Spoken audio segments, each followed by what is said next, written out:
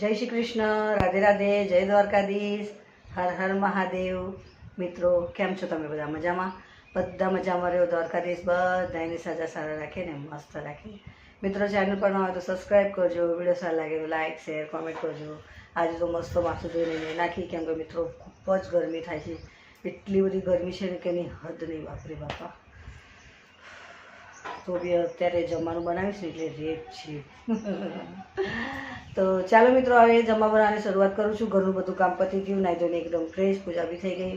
હવે જમવાનું બનાવવાનું છે, તો રોજની જેમ વર્ગી જઈએ કામમાં।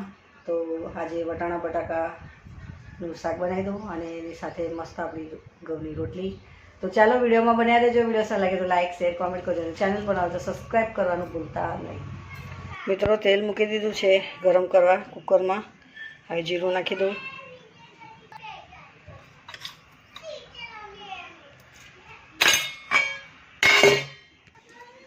વટાણા બટાકા અને મસાલો મેં વાટી કાઢ્યો છે મસ્ત જેવો।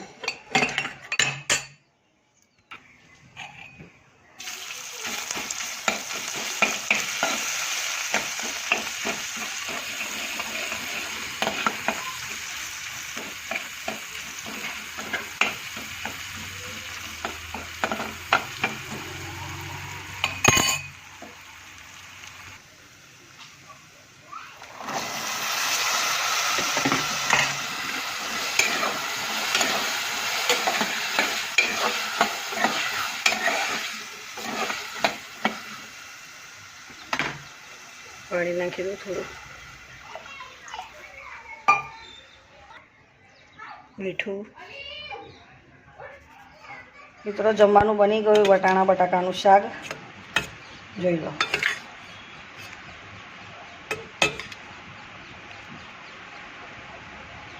વટાણા બટાકાનું શાક તૈયાર થઈ ગયું ને ઘઉંની રોટલી પણ થઈ ગઈ। જમવાનું મારું બપોરનું બની ગયું। મિત્રો જમવાનું મારું બની ગયું, ઘઉંની રોટલી બનાવી અને વટાણા બટાકાનું શાક બનાવ્યું। તો ચાલો આજ માટે આટલું જ। ચેનલ પર આવો તો સબસ્ક્રાઈબ કરજો, વિડીયો સારા લાગે તો લાઈક શેર કોમેન્ટ કરજો। તો મળે નવા બ્લોગમાં। જય શ્રી કૃષ્ણ, રાધે રાધે, જય દ્વારકાધીશ, હર હર મહાદેવ, બાય બાય।